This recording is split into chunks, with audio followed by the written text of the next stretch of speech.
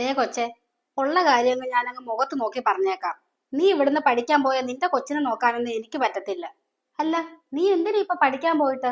അതിന്റെ ഒരു ആവശ്യവും ഇല്ല. നിനക്ക് ഈ വീട്ടിലത്തെ പണി നോക്കി ഇവിടെ അങ്ങ് ഇരുന്നാ പോരെ. അമ്മേ, പഠിക്കാൻ പോയില്ലെങ്കിൽ എങ്ങനെയാ? ഇന്നല്ലെങ്കിൽ നാളെ ഒരു ജോലി വേണ്ടതല്ലേ? അമ്മ ഒരു കാര്യം ചെയ്യൂ, എങ്കിൽ ഞാൻ എന്റെ വീട്ടിൽ പോയിന്ന് പഠിച്ചോളാം. അതാവുമ്പം എന്റെ അമ്മ എന്റെ കൊച്ചിനെ നോക്കിക്കോളും. ഞാൻ വീക്കെൻഡിൽ ഇങ്ങ് വരാം. അരുണേട്ടനും പ്രശ്നമൊന്നും ഉണ്ടാവത്തില്ല. ആ, അത് കൊള്ളാലോ. അവന് പ്രത്യേകിച്ച് കുഴപ്പമൊന്നും കാണത്തില്ല. പെൺകോന്തൻ, നിന്റെ വാക്കും കേട്ടല്ലേ അവൻ നടക്കണത്. പിന്നെ കല്യാണം കഴിഞ്ഞാൽ പെണ്ണുങ്ങള് കെട്ടിയ വീട്ടിൽ നിൽക്കണം. പഠിക്കാനാന്നും പറഞ്ഞ് നിന്റെ വീട്ടിലോട്ട് തുള്ളാൻ പോണു. പിന്നെ സുഖമായല്ലോ. നിനക്ക് പഠിക്കാൻ പോകാൻ അത്ര നിർബന്ധമാണെങ്കിൽ ഒരു കാര്യം ചെയ്താൽ മതി. വെളുപ്പിന് 4 മണിക്ക് എണീറ്റ് ഈ കുടുംബത്തിലെ സകല പണി കഴിഞ്ഞ് നിന്റെ കൊച്ചിനെ ഡേ കെയറിലാക്കിയിട്ട് നീ പഠിക്കാൻ പൊക്കോ. അമ്മേ, എല്ലാം കൂടി എങ്ങനെയാ അമ്മേ നടക്കുക? കൊച്ചിനെ ഡേ കെയറിലാക്കാന്ന് പറഞ്ഞാ അവള് കുസൃതി ഒന്നും കാണിക്കത്തില്ല. അവളിവിടെ അടങ്ങിയിരുന്നോളും. അമ്മ ജസ്റ്റ് അവളുടെ അടുത്തൊന്ന് ഇരുന്നാ മാത്രം മതി. എന്തൊക്കെ പറഞ്ഞാലും ശരി, നിന്റെ കൊച്ചിനെ എനിക്ക് നോക്കാൻ പറ്റത്തില്ലെന്ന് പറഞ്ഞാൽ പറ്റത്തില്ല.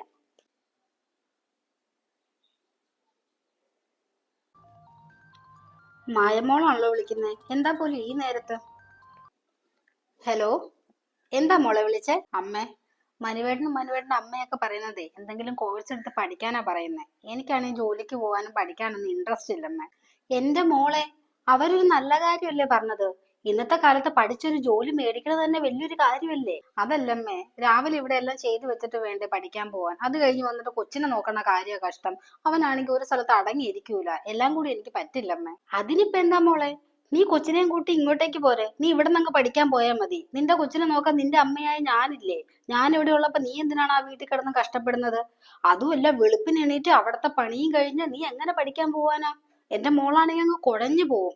അതിന്റെ ഒന്നും ഒരാവശ്യമില്ല. നീ നാളെ തന്നെ കൊച്ചിനെയും കൂട്ടി ഇങ്ങ് വാ. അമ്മേ, മനുവേട്ടൻ അവിടെ നിന്ന് പഠിക്കാൻ സമ്മതിക്കുമോന്ന് എനിക്കൊരു ഡൗട്ട്. അവൻ സമ്മതിക്കാത്തത് എന്താ? അവനെ വിളിച്ചിങ്ങ് തന്നാ മതി. ഞാൻ അവനോട് കാര്യം പറഞ്ഞോളാം. എന്റെ മോളെ അവിടെ ഇട്ട് കഷ്ടപ്പെടുത്താനൊന്നും ഞാൻ സമ്മതിക്കത്തില്ല. നീ വീക്കെൻഡിൽ അങ്ങ് പോയാ മതി.